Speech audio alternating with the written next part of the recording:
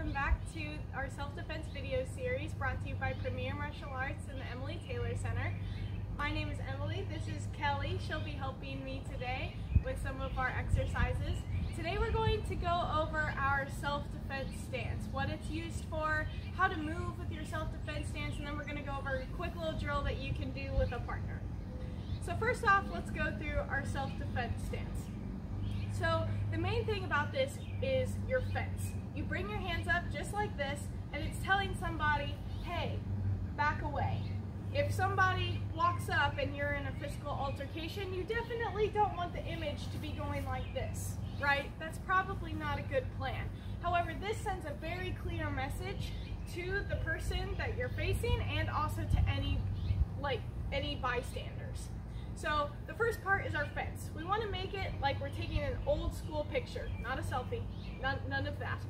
We'll take an old school picture here, and we want it to be sufficiently far out from our face so that way we have good reaction time to defend before it gets to our face. So we don't want it back here, we want it out here. The next thing is we're going to put our dominant leg back. If you're right-handed, I'm going to do mirror image. If you're right-handed, you're going to move your right leg back. If you're left-handed, you'll move your left leg back. So it depends on what your dominance is between your two sides and whatever feels most comfortable to you.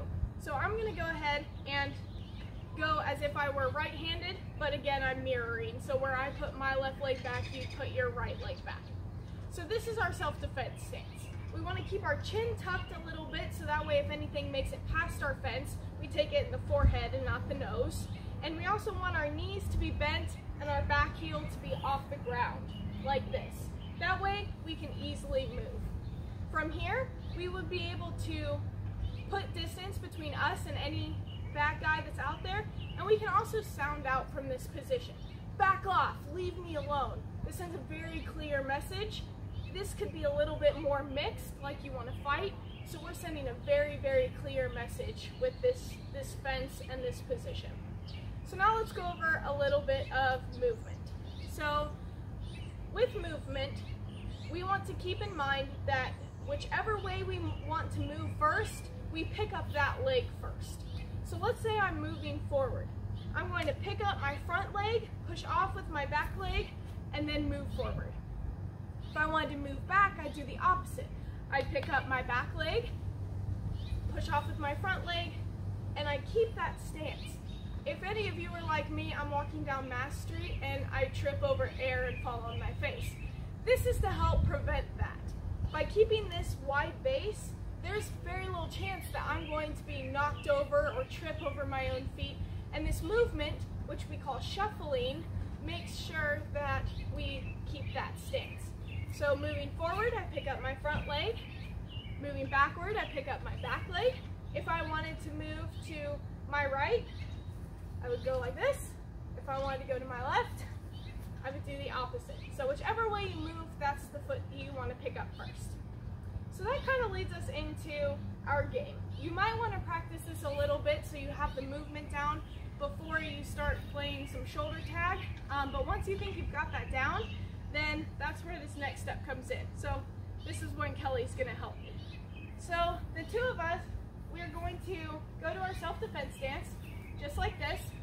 And the goal of this game, don't defend yet, is for me to tag Kelly on the shoulders and for her to tag me on my shoulders. So we're here. The goal of this game is not to smack hands. That's going to lead to some bumps and bruises. The goal of this game is movement. So instead of smacking her hand away, my goal is to move when she comes after my shoulder so she can't hit it.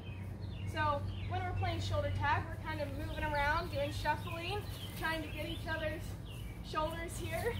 And she's played this with me before. She knows how to play this pretty well. But we're working on that movement. Another thing this teaches us is space. I don't want to be this close to her if we're playing shoulder tag. It's going to be a lot of this motion here. So I want to keep healthy distance between me and her. And that is, in self-defense, a safe and respectable distance. We don't want them to get too close because by the time they were to move, we would not have that reaction time. So one more time, some shoulder tag. We're moving around here. Be careful of the eye jab, you know, Three Musketeers. We don't want any of that. We like our eyeballs safe in our heads. So we're here and we're moving around, we're shuffling. Make sure you have enough room, hence the outdoors, and we're just practicing our movement. Another variation of that is once you tag their shoulder, they drop down and give you a push-up if you want a little extra incentive. But otherwise, it's just a fun game that really practices that self-defense stance and your motion.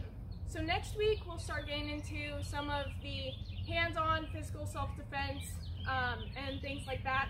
I believe next week is combatives, so we'll learn some strikes. Kelly will probably help me out then too.